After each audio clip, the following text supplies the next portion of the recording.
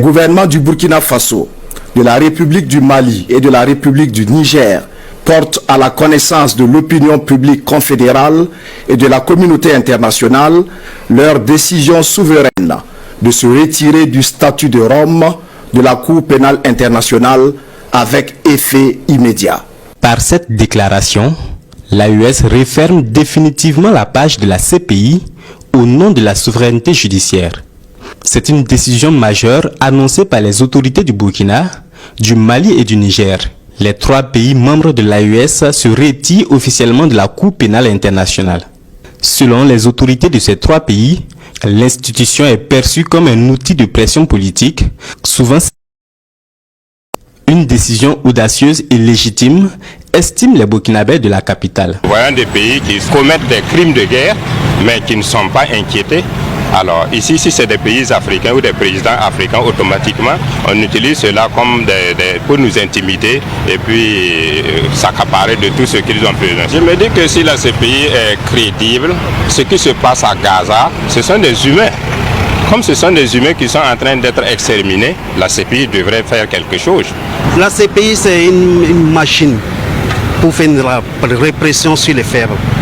C'est un truc, disons, une association, un regroupement, un mouvement des plus puissants pour marcher sur les plus faibles et faire de ce qu'ils veulent, les réduire au silence, les piétiner comme ils veulent. Vous voyez, par exemple, nous sommes attaqués au Sahel. Nous avons accusé la France, que même l'Ukraine a déclaré clairement qu'ils appuient le terrorisme dans le Sahel. Qu'est-ce qui a été fait? Ce retrait marque la volonté des 3 pays de renforcer leur souveraineté judiciaire. Désormais, les crimes graves commis sur leur territoire ne seront plus du ressort de la CPI, mais uniquement de leur juridiction nationale, selon et conformément aux valeurs endogènes des peuples de l'espace confédéral. En quittant la CPI, les États de l'AES démontrent leur volonté de rupture avec les chaînes de l'impérialisme. C'est pas possible qu'on voit Donald Trump, Poutine, Xi Jinping à la CPI. C'est impossible. C'est lorsque c'est un Africain que rapidement on voit cette force-là qui se déchaîne. Des gens ont été accusés comme Laurent Gbagbo envoyé à la CPI emprisonné et puis il est revenu soit disant qu'il est innocent. S'il y a une innocence, c'est entre lui et puis Alassane. S'il y a un coupable, si lui il est innocent, c'est qu'Alassane est coupable. Qu'est-ce que la CPI a fait? C'est un instrument économique au service même des puissances, je veux dire des Européens.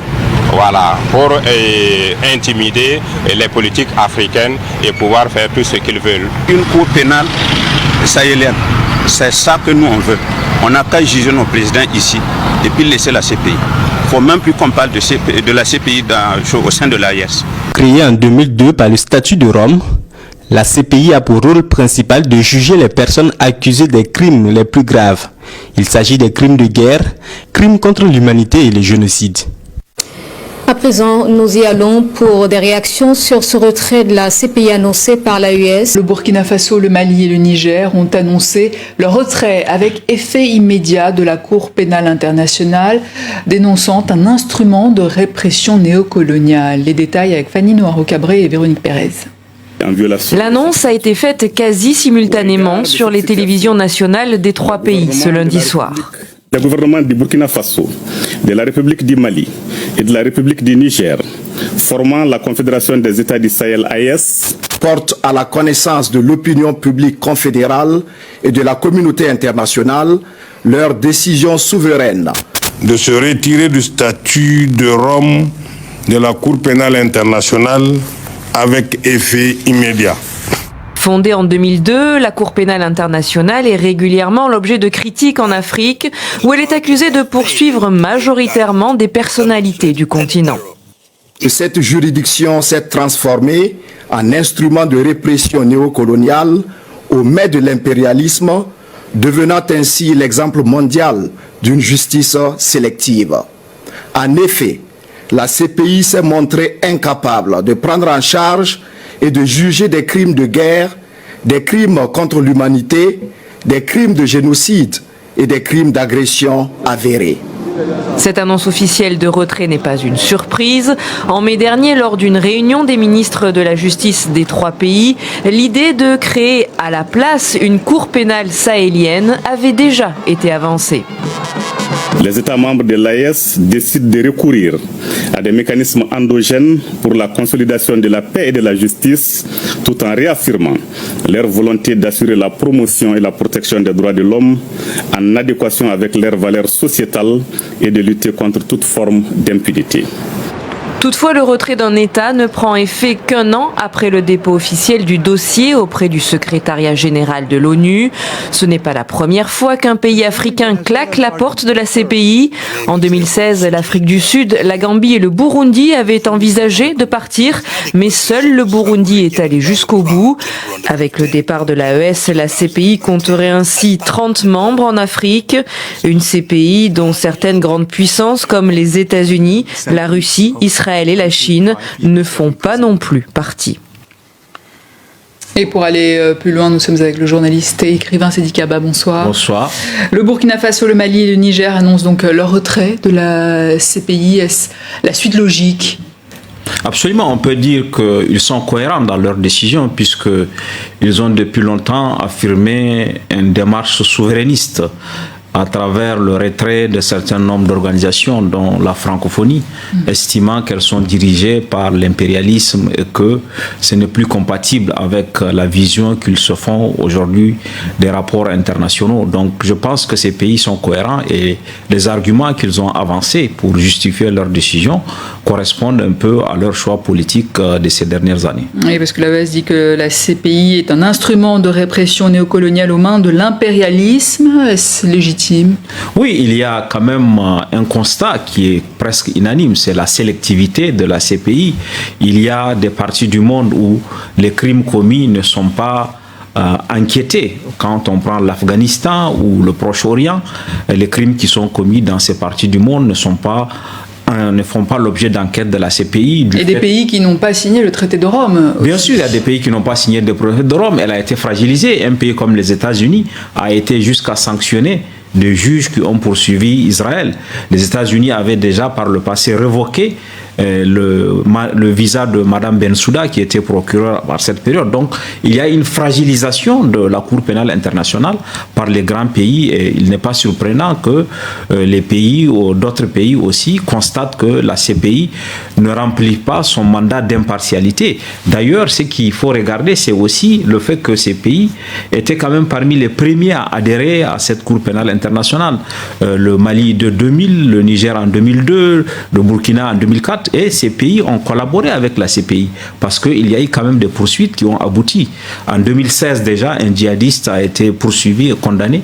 En 2024, un autre djihadiste a été condamné pour la destruction de mausolées. Et il y a aujourd'hui même un mandat d'arrêt contre Iyad Agali qui est un des chefs rebelles. Donc il y a eu une collaboration avant qu'on arrive à ce constat qui amène ces pays à se retirer. Et certains disent que ces dirigeants redoutent d'être poursuivis. Non, je ne pense pas que ce soit l'argument fondamental parce que il faut dire que même quand on quitte la CPI, si les États, il y a une saisine du Conseil de sécurité, on peut poursuivre. C'est ce qui est arrivé au Soudan sous El-Béchir. Donc je ne suis pas sûr que l'argument principal soit la décision de se soustraire d'une éventuelle poursuite de la CPI, mais cette incohérence aussi, le fait que ces pays, en se retirant de la CPI, donnent quand même des garanties à leur opinion publique. Parce que c'est ça aussi l'enjeu pour ces régimes, c'est montrer qu'ils sont cohérents dans leurs décisions et ils ont le courage de faire ce que les autres ne peuvent pas faire. Et comment elle réagit, cette opinion publique? Je pense que ça a été favorablement accueilli, puisqu'on sait, dans un pays comme la Côte d'Ivoire, qui n'est pas un pays de l'AES aussi, on a estimé que la CPI avait fait des poursuites sélectives en poursuivant Laurent Gbagbo et en ne poursuivant d'autres personnes. Donc, dans les opinions publiques, cet argument est favorablement accueilli et ça donne aussi aux jeunes, au pouvoir militaire qui sont en place aussi une sorte de soupape auprès de leur opinion publique. Alors la CPI a réagi, elle dit que c'est un recul préoccupant dans la lutte contre l'impunité dans le Sahel, êtes-vous d'accord ? Je pense que la CPI aurait elle-même dû donner, elle n'aurait pas dû donner le manche avec lequel aujourd'hui les pays la battent. Le fait qu'elle ne poursuive pas, qu'elle ne soit pas en capacité, par exemple, de sanctionner Benjamin Netanyahou, contre lequel elle a émis un mandat, et que les États disent qu'ils peuvent se déplacer librement, tout ça a fragilisé la CPI. Et c'est dans ce contexte de fragilisation de la CPI que ces pays ont décidé de se retirer et en échange, il s'engage à créer la Cour pénale sahélienne qui va poursuivre les crimes qui vont être commis et qui aura sans doute un mandat plus efficace. Sera plus équilibrée cette je pense qu'elle sera plus efficace que la CPI, puisque actuellement déjà au niveau des juridictions nationales, il y a des poursuites. La plupart des CPI ont créé des pôles judiciaires spécialisés dans le terrorisme et la criminalité transfrontalière. Donc il y a déjà un premier document sur lequel ces pays peuvent avancer sur l'agenda de poursuivre, parce qu'on sait que, pour avoir travaillé là-dessus, que l'impunité nourrit le terrorisme. Donc ces pays savent mieux que quiconque qu'en ne faisant rien dans le cadre des crimes graves qui auraient été commis, ça peut nourrir le terrorisme. Donc je pense qu'ils sont dans une dynamique, celle de lutter contre le terrorisme avec des moyens endogènes, plutôt que la démarche un peu sélective de la CPI qui ne reçoit pas aujourd'hui dans les opinions publiques africaines beaucoup d'écho. Et pensez-vous que cette décision pourrait inspirer d'autres pays africains à quitter? Oui, je pense que la critique, elle existe dans les autres pays. Mais est-ce qu'ils vont aller jusqu'au bout? Ces pays ont eu le courage d'aller jusqu'au bout de leur logique. On a vu que l'Afrique du Sud est un autre pays qui avaient envisagé se sont rétractés, mais je crois que, en tout cas, la critique existe. Maintenant, moi, j'ose espérer que ça va être un coup de semonce pour la CPI, pour qu'elle se ressaisisse, pour qu'elle soit plus efficace dans les poursuites et pour qu'il n'y ait pas d'impunité pour certains et des poursuites pour d'autres. Seydi Kaba, merci Je vous en prie. pour votre analyse.